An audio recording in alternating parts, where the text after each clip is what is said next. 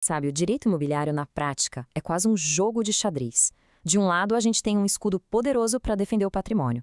Do outro, uma peça de ataque para consolidar um direito. Hoje, a gente vai desvendar como a posse, muitas vezes, acaba tendo mais força que o próprio registro no cartório. Vamos lá? Imagina só o cenário. A pura tensão. O cliente liga desesperado porque o imóvel dele foi penhorado por causa de uma dívida que não tem nada a ver com ele. Numa hora dessas, a escolha da ação judicial certa não é um detalhe. É literalmente o que vai decidir se aquele patrimônio vai ser salvo ou perdido. E essa nossa jogada de defesa tem nome: embargos de terceiro. Pensa neles como recurso exato para proteger alguém que, sem ser parte num processo, de repente vê seus bens bloqueados por uma ordem judicial indevida. Então, aqui está o ponto-chave. O alvo dos embargos de terceiro não é uma invasão, uma briga de vizinhos. A agressão aqui vem do sistema judicial, de uma ordem de um juiz. A luta não é sobre quem pulou o muro, mas sim sobre um processo do qual o possuidor nem faz parte e que, de repente, ameaça o seu direito. E na vida real, onde a gente vê isso? Bom, os casos são clássicos. Tem o cônjuge, claro, protegendo a sua parte do patrimônio de uma dívida que é só do outro. Tem também o comprador com o famoso contrato de gaveta. E olha que interessante, mesmo sem registro, a posse dele é protegida. Isso é um entendimento super consolidado, lá da súmula 84 do STJ. E claro, tem o comprador de boa-fé que, coitado, se vê no meio de uma confusão sobre fraude comissioneiro. Vamos dar um zoom rápido na minha ação. Muita gente pensa que, se a dívida é de um só, o imóvel do casal não pode ir a leilão. Mas pode sim. A grande questão, e o artigo 843 do Código de Processo Civil deixa isso bem claro, é que a metade do valor que pertence ao cônjuge que não deve nada é garantida.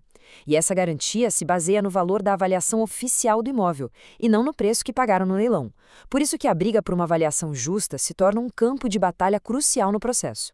E tudo isso nos leva para uma das áreas mais perigosas e cheias de armadilhas da defesa patrimonial: as alegações de fraude.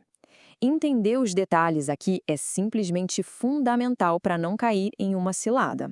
É vital não confundir esses três tipos de fraude. A fraude contra credores acontece antes de existir qualquer processo e precisa de uma ação própria para ser discutida. A fraude à execução já acontece durante um processo e, o mais importante, ela depende da prova de má-fé do comprador. Agora, a fraude tributária é a mais severa de todas. Ela é presumida por lei só com a inscrição do débito em dívida ativa, a coisa que se inverte completamente. E aqui está a chave de tudo na fraude à execução. A súmula 375 do STJ é o escudo definitivo do comprador. E o que é esse escudo? A boa-fé. Se não tinha nenhum registro de penhora ou de processo na matrícula do imóvel e o comprador não tinha como saber da dívida, a compra, em regra, está valendo. A má-fé tem que ser provada, ela não se presume. Isso nos leva a uma conclusão que é inevitável. Se a boa-fé é esse grande escudo que protege o comprador, então a melhor estratégia não é esperar o ataque para depois se defender, né? A melhor defesa, sem dúvida, é a prevenção. Certo, mas como se prova a boa-fé? Com uma investigação completa e rigorosa, a famosa due diligence. É o dever de casa do comprador. Tirar todas as certidões do vendedor, analisar a matrícula do imóvel com uma lupa, procurando qualquer anotação esquisita, tipo a averbação premonitória, que é um baita alerta de que existe um processo. É esse trabalho de formiguinha que constrói a imagem do comprador cuidadoso, de boa-fé. Ok, agora vamos virar o tabuleiro. A gente já falou bastante de defesa. Vamos então para o ataque, para a jogada de aquisição da propriedade. Chegou a hora de falar da ação de uso capião. A usucapião é basicamente um instrumento que transforma uma realidade de fato, a posse tranquila, por um longo período, numa realidade de direito, ou seja, na propriedade com registro e tudo. É a lei reconhecendo que o tempo e a função social que a pessoa deu àquele imóvel podem sim consolidar o domínio.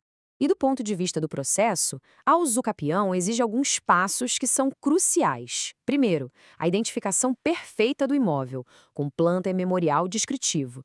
Depois, tem que chamar todo mundo que precisa participar da conversa. Não só o dono que está no registro, mas todos os vizinhos. E, claro, a citação de todo esse pessoal é fundamental para que o processo seja válido. E agora, pega essa dica processual que é de ouro e muita gente não sabe. O simples fato de o réu apresentar uma defesa, a contestação, não para o reloginho do tempo de posse. É isso mesmo. Isso quer dizer que o prazo necessário para uso capi pode, em alguns casos, se completar com um processo já rolando na justiça. Surpreendente, né? Então, depois de tudo isso, qual é a grande lição? O que conecta a defesa da posse lá nos embargos com a aquisição da propriedade aqui na usucapião? A lição é que o direito imobiliário do dia a dia é um jogo de estratégia pura.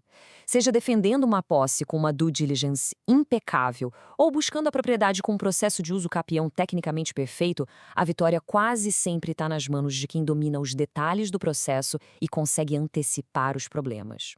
E para a gente fechar, fica aqui uma reflexão que está no centro de tudo que a gente conversou.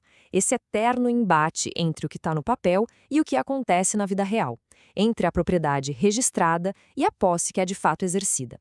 A lei, claro, tenta equilibrar esses dois mundos, mas a questão sobre qual deles deveria ter mais peso na busca pela justiça, bom, essa é a pergunta que continua central e fascinante.